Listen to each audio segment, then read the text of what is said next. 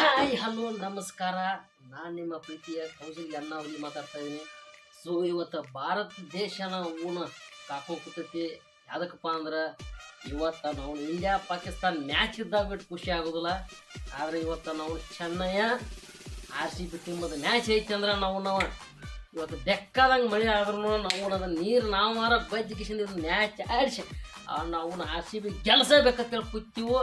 ಆದ್ರೆ ಅವನು ನಮ್ಮ ವಿರಾಟ್ ಕಾಕ ಅಂದು ಇವತ್ತು ಹೊಸ ಹೆಜ್ಜೆ ಹೇಳಿದ ಕರೆನ ಹಾಕೈತಿ.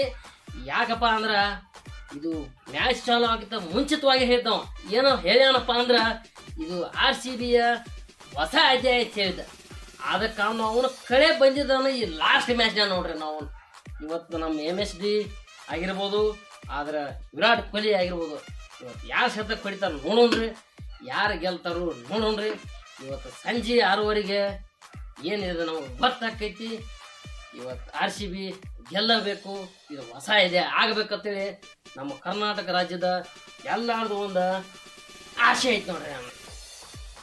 ನೋಡ್ರಿ ಫ್ರೆಂಡ್ಸ, ಇವತ್ತು ಚೆನ್ನಾಗಿ ಗೆಲ್ತೈತೆ ಅನ್ನೋರ ಹಳದಿ ದಿಲ್ ಕಳಿಸ್ರಿ, RCB ಗೆಲ್ತೈತೆ ಅನ್ನೋರ ಕೆಂಪು ಕಳಿಸ್ರಿ. ಇವತ್ತು ಚೆಕ್ ಮಾಡಿಬಿಡೋಣ.